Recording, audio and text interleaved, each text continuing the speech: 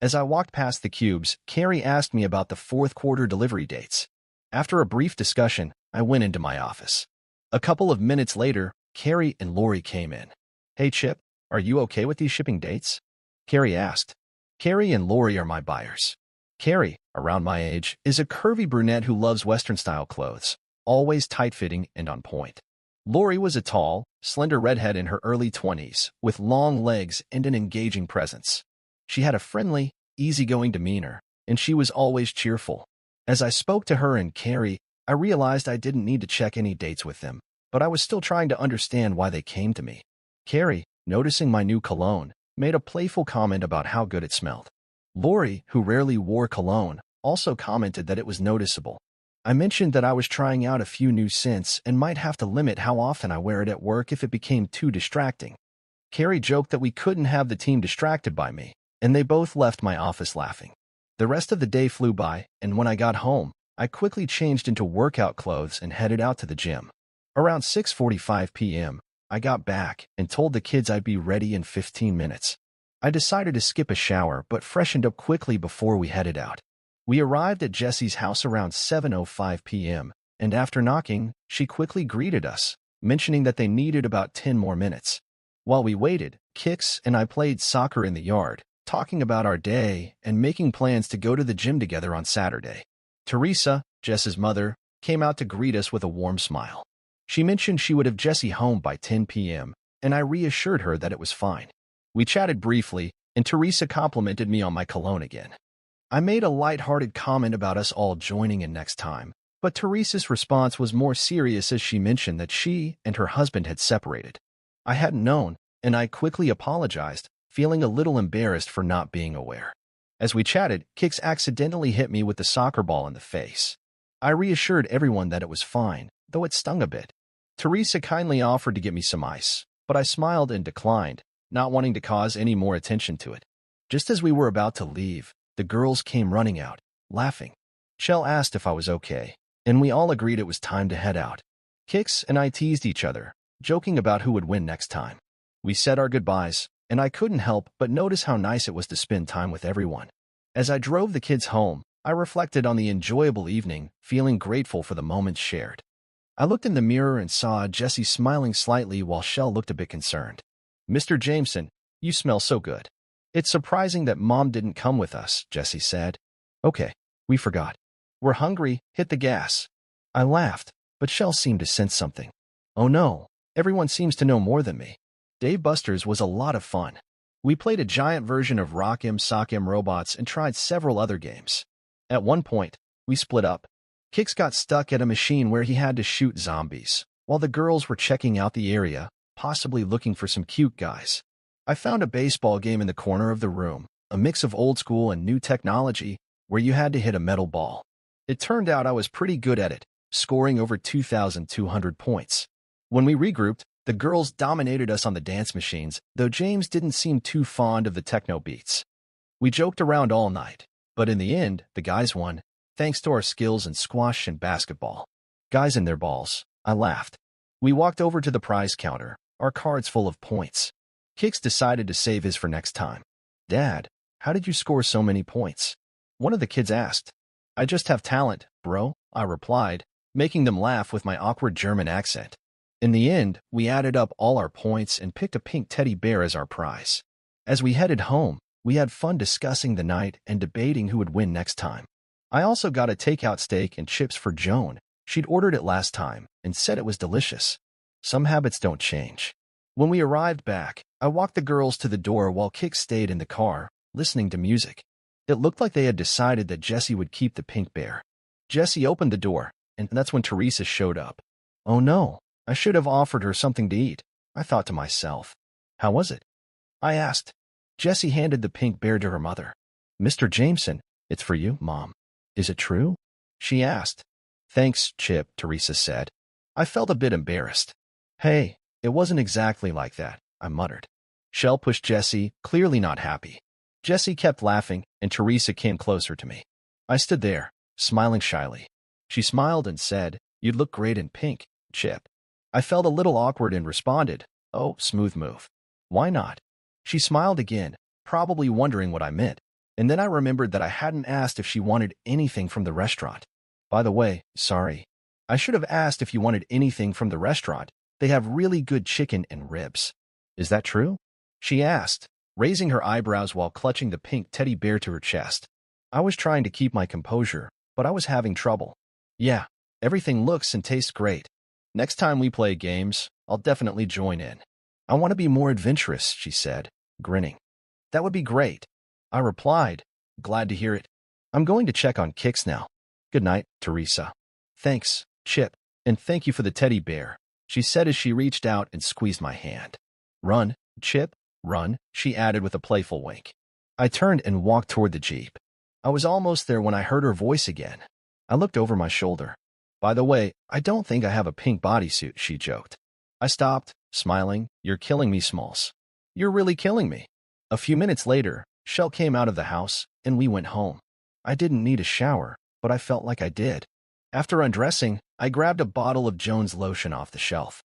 I carefully applied some to my skin, moving slowly and thoughtfully, letting my mind wander as I finished getting ready for bed. I focused on a single image in my mind, thinking about the different moments I had experienced with various people, Tiffany's kindness in the fitting room, Laura's elegance, and Teresa's confidence. These memories mixed in my head, creating a vivid blend of feelings and reflections. As I thought about them, I felt a sense of relief and relaxation, the tension from the day slowly melting away. Once I felt calm, I cleaned myself up and got ready. When everything was done, I picked up the lotion bottle and put it back on the shelf, smiling to myself. It had been a strange, yet interesting day, and I even thought about making the next few moments of my day a little more exciting, adding something unexpected to break the routine. Wednesday, August 16th, 2017, came, and as soon as I woke up, I felt sore. My abdominal muscles ached so much that I could hardly sit up. I had to roll out of bed carefully, cursing myself for the intense workout from yesterday. Hopefully, once I started moving, the stiffness would ease up. I stepped outside in a good mood, started the Jeep, and turned on the music. The drive to work seemed to pass by quickly, and before I knew it, I was parked in front of the office. I had only been sitting at my desk for about 15 minutes, enjoying the music, when Carrie, Lori, and Kimberly walked in, closing the door behind them. Carrie was always the one to take charge. So, what do you have for us today? She asked with a playful smile. Kimberly, one of the assistants, chimed in. Yesterday, I smelled your cologne, and it was amazing, she said. We were curious to know more about it. Kimberly was in her 30s, married, and had shoulder-length blonde hair. She was always easy to talk to, and her friendly nature made her stand out in the office. I smiled, feeling a bit awkward but appreciative of their interest. Well, I was just testing a few new scents, I explained. Carrie nodded thoughtfully. This one smells really good. I'd give it an 8 out of 10, she said. Yesterday's scent was perfect, though it was really strong and noticeable, maybe a little too much for work. The others nodded in agreement, and I could tell they were happy with the new fragrance. I made a mental note to find a balance between making a strong impression and keeping things more subtle in the future. As I reflected on the duty to face challenges, a humorous image flashed through my mind. My entire female team in pink bodysuits, and I was at the center of a scene that felt like something out of Monty Python. I chuckled at the thought, but Lori snapped me back to reality. I think this one is definitely an 8.5 for today, she said, noticing the scent. It smells delicious. Kimberly stepped closer, taking a deep breath. Maybe even a 9. It's very masculine, suits you well, she added. Carrie seemed to have taken the lead in this fragrance trial. We should probably check back later to see how this scent mixes with your skin, she suggested. Right now, it's an 8.5. Is that good for work? The workday had just begun, and I was feeling a little distracted. By the way, we like your hard rock music, Carrie added with a grin. The girls giggled, and I couldn't help but smile. Thank you, ladies, I said, acknowledging their feedback. We parted ways, and for the most part, I was able to focus on my work with minimal interruptions. However, today seemed different. Someone came to visit me almost every half hour. There were 7 people on my team, 6 of whom were women. I began to wonder if Carrie had recruited everyone for the fragrance testing. As the day went on, I couldn't help but notice that the atmosphere in the office seemed more relaxed. It almost felt like as time passed, more and more buttons were undone. I quickly dismissed the thought, reminding myself to stay focused. Around 4 p.m., My 3 colleagues returned to the office and officially declared that the fragrance had settled at an 8.75 and was conditionally acceptable for work. I didn't press them on the meaning of conditionally acceptable, but I was pleased with the feedback. I left the office with a big smile and returned home around 5:45 p.m. As soon as I walked in, both of my children approached me and asked for permission to invite friends over for the night. We agreed that Kix would go to a friend's house, and Chell would invite Becky to stay at our house as long as Joan didn't mind. Joan came home around 6:10 p.m. While I was in the bedroom changing into something more comfortable, I was ready to unwind after a busy day at work. I prefer to wear shorts when I relax at home. After work, I felt relaxed. Joan walked past me into the bathroom and started talking as she went. I spoke to the kids, and your sleepover plan works for me. How was your day? She asked. As I reflected on the day, a mix of images and thoughts crossed my mind. I focused back on the conversation, reminding myself to stay present. I still need to go through a few emails, I replied, trying to stay on track. Are you wearing cologne? She asked. Yes, I said. I like it, Joan responded. Thanks, I said. Listen, do you mind getting dinner? I want to change into something comfortable and sit down to write. Sure, they'll take care of it, she replied. We had a civil conversation, which was nice, but sometimes I felt like she just did what she wanted and expected me to handle everything. I didn't like the feeling that lingered after our talks. After I got dressed, I headed to the kitchen. Kix had gone to a friend's house, and Shell was going to pick up Becky. I decided to make tacos for dinner and started cooking the ground beef. I needed to find a way to get Maddie out of the house tonight, so I grabbed my phone and sent him a message. I need to get out of the house tonight. Any ideas? He quickly replied, I'll call you at 7 sharp. Be with Joan at 7. At 7 p.m., we were all sitting at the dinner table. I had set out bowls of food so everyone could make their own tacos. My phone rang, and I answered it. Hello? Maddie, is she nearby? Yes, not really. Shell invited Becky to a sleepover. We were just about to have dinner. Great, that works. Turn on the speakerphone, he said. I put the phone on speaker and walked over to the table. Hi, Joan, Shell, Becky, Maddie said cheerfully. Hello, Uncle Maddie. Shell and Becky responded. Hey, you're having a party here, and I wasn't invited? Maddie asked, joking. You can come whenever you want, Uncle Maddie, Shell said, laughing. But we're going to watch chick flicks and paint our nails. Sounds fun, Maddie replied. Can I go to Chips instead? Shell asked. No, Joan replied with a smile. Hey guys, I said, joining in the conversation. Joan, can we borrow Chip to help rearrange the furniture tonight? Of course, no problem. You're probably already looking forward to some peace and quiet when these two head to Vegas next week. Absolutely. Hey, I'm actually here.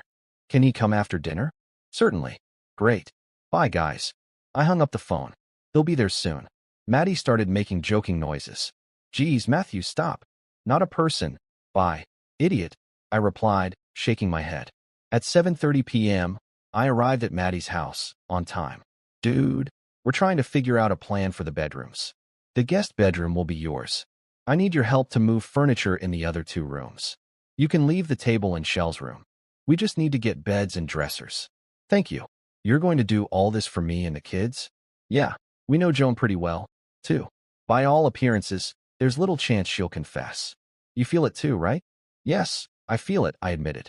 To be honest, I already feel like we're divorced. She ignored me for almost the whole year. August 31st will be a relief. It doesn't hurt as much with all the distractions. I couldn't continue. Guilt weighed on me. Maddie gave me a tight hug. Chip, you're a good person, and you'll always remain one. Matt patted me on the back. Stop being a wuss. Sorry, I didn't mean to sound like that. We got to work, just as Maddie said, and then she brought out some Guinness Stout that she had bought. I told them everything that had happened since Saturday. They found my life very entertaining. I explained the events of Sunday and the conversation in the Jeep, including how Teresa had walked in on me at the pool party. This led into the story about Tuesday with Tiffany, and then how the women at work had volunteered to review my scent. Chip, be careful, JC said, shaking her head and smiling. It sounds like Teresa has a thing for you. What do you mean? I asked, confused. She saw you, and then she pushed you into the pool. You had that big flirt session in her yard. You were wearing nice cologne, throwing the ball, radiating charm. Plus, the ball hit you, so she had an excuse to touch you. Maybe her big breast brushed against you too? That's not how it was. I squeaked. And she probably rubbed your arm when she touched you. JC continued with a teasing grin. She was already changing when you left for Dave and Buster's. Stay away from her until you move. Okay, Cold. I got it, I muttered, feeling embarrassed. Maddie just grinned from ear to ear. You're a little flirt. Be careful, or one of these ladies might get serious. Oh, Chip, I'm so hot. JC teased. Can you check if you need anything? You know, you might want to be prepared. I rolled my eyes and tried to laugh it off, trying to steer the conversation in a better direction. We all sat on the sofa, cracking open the second bottle of Guinness. I already felt pleasantly buzzed. This ale was strong. Maddie and JC both smiled, a little tipsy. Poor JC, with her 45 kilograms, she'll be totally drunk by the end of this, Maddie joked. I love this stout. JC said. Yeah, it's good, Maddie agreed. We should drink it after the game tomorrow night. JC looked at me. Chip, when was the last time you and Joan had a night together? Wow, that's a twist. More than 3 weeks ago, I replied. How are you coping? Staying on top of everything? JC asked, giggling. Maddie smiled teasingly. Are you telling her everything, Chip? Everything's going well. He smiled and nodded. It's time to turn things around and have some fun. I chuckled, trying to keep things lighthearted. Okay, if I get too stressed, they'll just take a break and have a quick reset in the office. Maddie looked at me, confused. Hold on, what's an office reset? Well, you know, sometimes I just need a moment to myself, I said, trying to keep the mood casual. Like when you're at a sports bar and need a break after a long day. Maddie raised an eyebrow. Really? That sounds like something else entirely. I quickly tried to steer it in a fun direction. I mean, imagine seeing someone you find interesting at the grocery store. You might need a moment there too, right? Maddie laughed, trying to keep up with the joke. Sure, but that's a little strange. I can't see myself needing that in a gym. That would be weird. Exactly, I said, shaking my head. It's the same at places like Starbucks. It's always crowded, so that's not the place for it.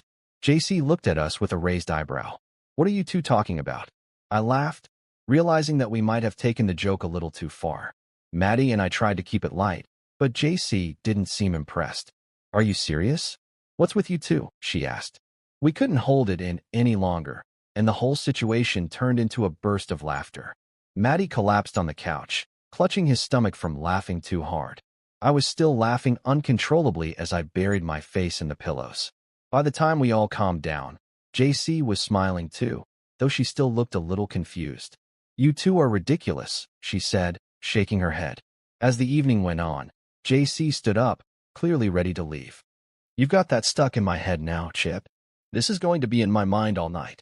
Later, I drove home, still chuckling to myself. Another memorable evening. I walked in the door after 10:30 p.m. Joan was already asleep, and the girls were watching a movie in the living room. I checked to see if they needed anything and said goodnight. I needed to unwind after the day, so I changed into my house shorts and went to Kix's room to watch ESPN. Then, I took out my phone and checked my fantasy baseball team.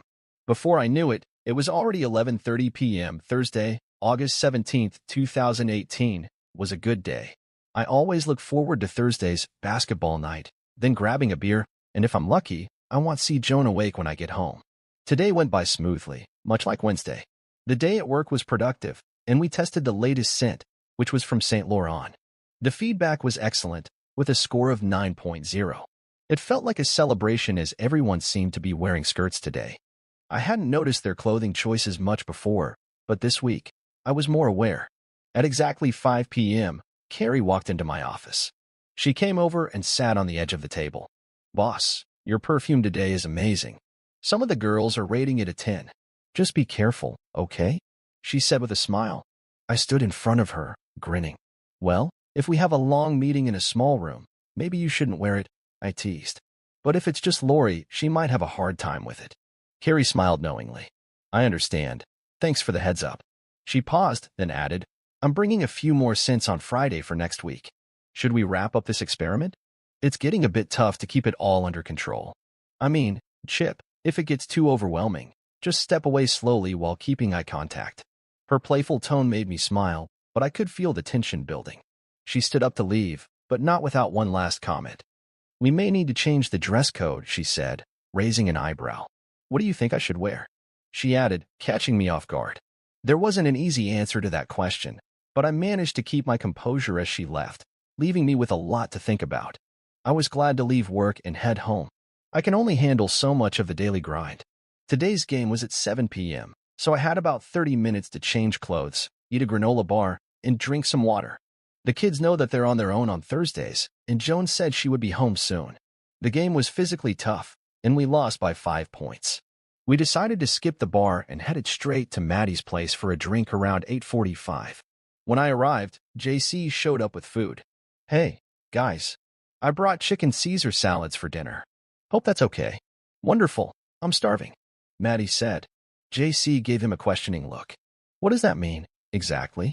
Maddie hugged her and said, "It means I need to protect you from other guys. Make sure you know you're taken care of. You're incredible to me, and I love you so much." "Oh, thank you, dear. I love you too," JC replied, smiling. They kissed again, and JC went to set the table. Maddie watched her, jokingly saying, "I'm dying of envy right now. You really need to take charge of this situation." JC playfully slapped his butt and gave a flirtatious glance over her shoulder. Maddie winked at me, as if to say, "Don't worry, I've got a plan." I looked at JC with a little disapproval, but Maddie just laughed. "It's all good. She's handling it like a pro. She deserves the respect." After dinner, Maddie brought out a bottle of tequila and we had a few shots. It probably wasn't the best idea since we were already dehydrated from the game, but it helped me relax, and I started chatting nonstop. "You guys look so good together," I said. "I can help you become even cooler." JC raised an eyebrow. "Is this some sort of joke?" "No, it's simple," I replied. "Just do the opposite of what Joan and I did. Don't shy away from talking, start the conversation. I'll tell you everything from a man's perspective. Intimacy, connection, what we enjoy." Maddie's face lit up, clearly excited by the idea. "I think this is going to be epic with you, Chip," he said. "Can I write this down?" "Sure," I replied. "But don't share it with anyone. Maybe it'll turn into a book." Maddie ran off and came back with a camera. "Let's capture this moment," he said, joking around. Before we could get too far, the doorbell rang. Maddie stood up, looking at me with a mischievous grin. "Damn, I wonder who that is," he said. I didn't fully understand what he meant, but knowing Maddie, he was always expecting something exciting. That's part of why everyone loved him. JC looked a little annoyed at the interruption, and from where I sat in the living room, I could see the front door. Maddie opened the door, and Monica Montoya walked in, looking great, as always, in white shorts and a sweatshirt. Her long brown hair looked soft and silky. Maddie looked a little guilty as he led Monica into the living room. "Hey, Chip," Monica said with a smile. "Hey, JC," she added, before taking a seat. "Hello, Monica," I greeted her. "What brings you here?" Monica replied with a playful smile. Chip was just about to tell us the secrets of men. I think he was going to explain why men do the things they do, especially in certain situations. JC grinned and giggled, teasing, "Looks like I came just in time. I'm excited to hear this." I looked at Monica with a grin. "I'm not sure I can share all the secrets, but let's see." Monica sat next to me, looking at me with a pleading expression. "Please, Chip, tell us about it." The girls started laughing, and JC said, "Chip, come on. We want to know more. You're the expert." I hesitated for a moment and then said, "All right, let's talk openly about it. But only if we all relax a bit. How about we start with a drink?" Maddie immediately poured 3 shots for each of us. "Cheers," he said with a grin. "Let's do this," I said, feeling the buzz of tequila. "I'll speak freely, and I expect honest feedback." "Epic, man," Maddie said. We continued talking, casually discussing relationships and the complexities of intimacy, keeping the conversation respectful and lighthearted. I tried to explain my thoughts on being open in a relationship, ensuring both people feel comfortable and connected. Monica was engaged, and JC added her thoughts. There was laughter, and the conversation started to take a more relaxed tone as we all got more comfortable. Maddie jumped in, making a joke about how relationships sometimes need balance and understanding. "I think we need to approach things carefully. Make sure both people are on the same page," he said, jokingly. After a few more moments of conversation, Monica excused herself to cool off, as the room had gotten a little warmer. "It's really hot in here," she said, removing her sweatshirt. I couldn't help but feel a bit flustered, but I quickly excused myself to step outside and get some fresh air. Maddie followed me outside to check on me. "Are you okay, man?" Maddie asked. I took a deep breath, trying to clear my head. "Yeah, Just needed a minute, I replied. Maddie, always the optimist, chuckled. Don't worry, we'll pick this up later. Let's cool off and come back to it another time. Yeah, we'll finish it today. Just need a couple of minutes, I said, feeling the need to regain composure. As we continued talking, Maddie returned inside to tell the others I was all right.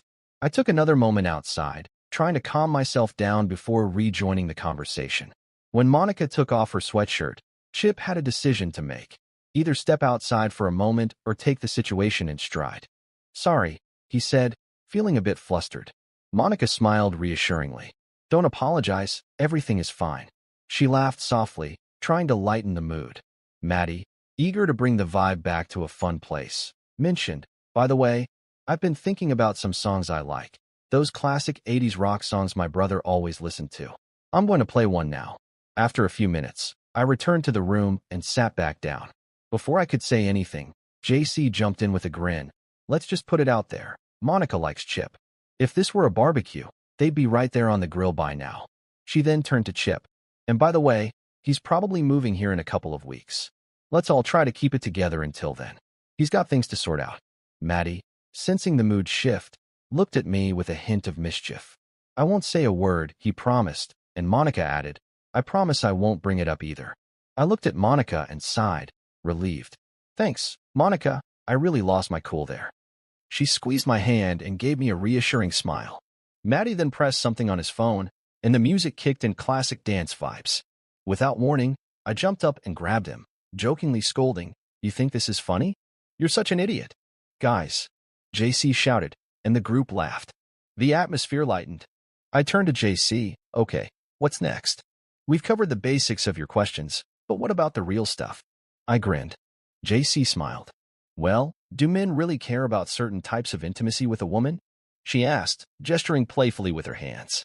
The room burst into laughter again. I gave a thoughtful look. No, not with just anyone. If I care about the woman, it's about being genuine and meaningful.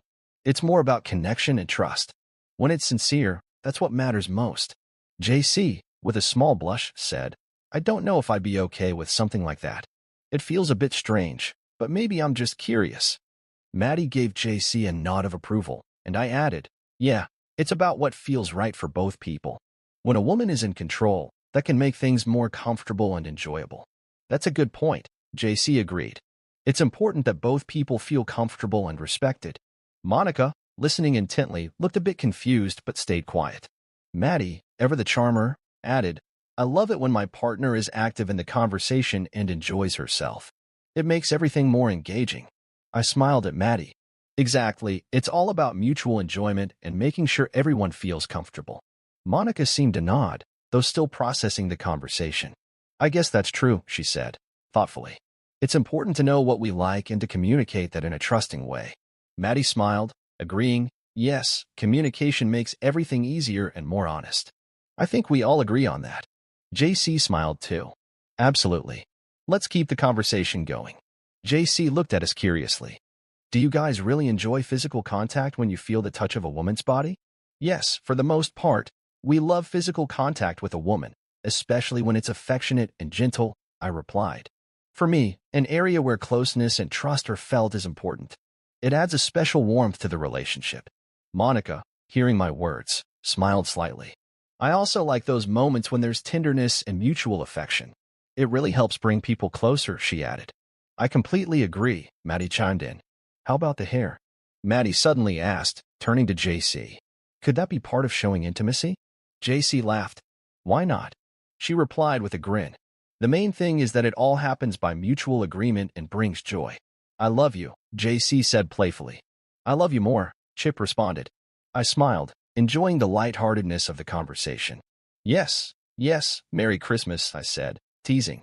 Okay, so what about positions? JC asked, changing the subject.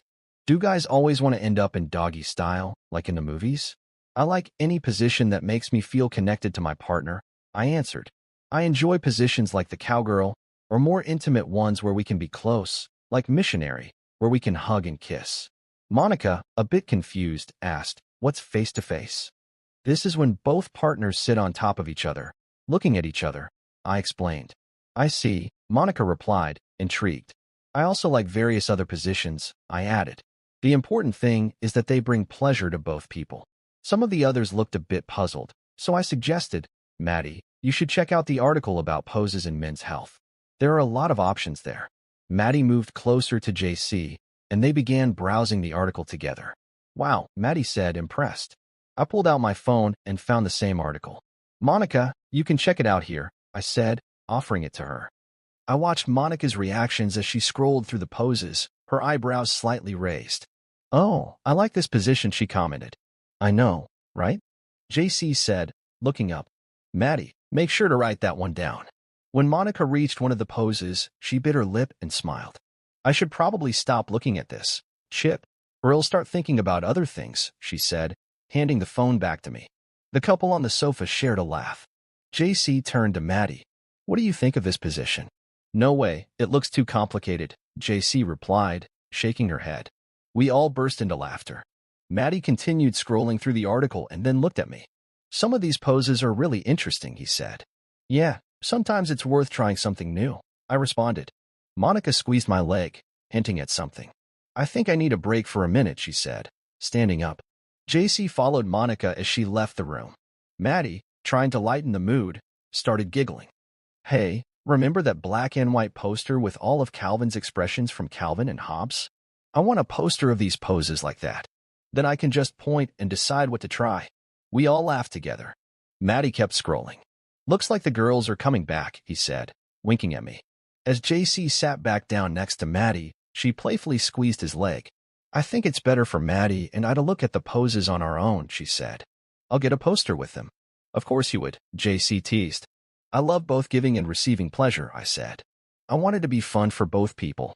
The issue is closed for now, and I'll return the favor next time. Maddie raised an eyebrow. I agree, Chip. I really love making sure my partner enjoys it. I'm sure you do, JC laughed. But now we need to talk about what we want. Yeah, we should, I said. Let's talk about places to spend a night together, other than the bedroom. Everyone fell silent and stared at me. My first choice would be the jacuzzi, I said. Then the shower. Monica laughed lightly. I feel like you're developing a trend here, she said.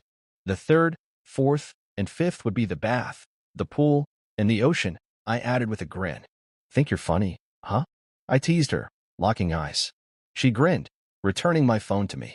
These places give us plenty of opportunities to prepare for intimacy, and maybe we'll end up in the bedroom, she said.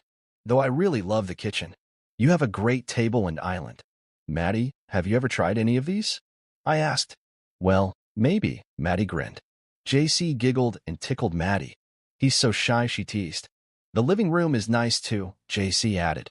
On the sofa. Hey, Maddie, remember our sophomore year in college? It was Christmas break, and your parents were away. I think I left a stain on your sofa, I said. Was it you? Maddie asked, half laughing. Did I clean up your stains on that couch? It wasn't just me, I said, grinning. Sorry, I said, not really apologizing. Seriously? Maddie responded, looking at me with a playful expression. Yes, didn't you hear her? Now it was my turn to giggle. Okay, let's get back on track, I said. The garage is cool, especially on the hood of a car, or in a Jeep without a roof. Maddie stared at me, clearly puzzled. What would be the best position in a Jeep? He asked. I leaned back on the sofa, throwing my arms over the backrest. Well, it depends on the situation, I said, grinning. JC raised an eyebrow, looking at me sternly. I glanced at Monica, who seemed slightly flushed. Sorry, I said again, laughing a little. Okay, any other suggestions? We've covered the house and cars. Basically, I continued. Honestly, I'm up for anything, but I wouldn't want to get caught. I like the idea of getting caught, but it's probably better if that doesn't happen, I added with a wink. Like my office at work or the bathroom there. I'd be in for that. Maddie looked intrigued. Oh, the fitting room at Macy's, though, I said, grinning. G raised an eyebrow. That's a very specific fitting room you chose, Chip, she said, clearly catching my meaning. It's comfortable and safe, I replied with a teasing smile. Have you ever been in a Macy's fitting room? JC asked, with a hint of curiosity. Maybe, I replied, playfully dodging the question. But then JC's expression shifted, and she became serious. Chip, she said, how about a threesome? Don't men always dream about that? Maddie stood up, but G held him back, a smirk forming on her face. Yes, 2 women. Just to be clear, JC added. I don't want to share this with another man. I paused for a moment before responding. I'm an alpha male to the core, I said. When you're truly and deeply in love, and that love is mutual, you don't even think about a threesome. It's about the connection you share with that one person. Do you want to try it with someone you trust? I asked, curious. Certainly, I replied. What about you, JC? Would you be interested in 2 guys at the same time? The thought of Monica crossed my mind. What if she had a twin sister? I quickly shook it off, realizing I shouldn't have thought about it. Chip, you're thinking about Monica and Tiffany at the same time? Maddie teased. They'll tell you what to say. Just bring them together. No way, I responded quickly. Maddie is everything I need and want, he added, giving her a quick kiss on the cheek. Okay, any other fantasies to discuss? I asked. Maybe we should save those for another evening, I said with a grin. But if you have any questions, feel free to ask. Maddie and JC exchanged a glance before looking back at me and Monica. Yes, that's enough for tonight, Maddie said. I need to talk to G. Looks like we'll be up for a while tonight. All right, JC said with a smile. I've never seen her blush that much before. Oh, I forgot to write it down. Okay, I guess I'll go home now. The game and the shots left me exhausted, I said, standing up. JC stood, walking over to me and hugging me. She gently touched my face and whispered, Thank you. Maddie came over next, putting both hands on my face. Kiss us, he said. That's enough for tonight. Monica, can I walk you out?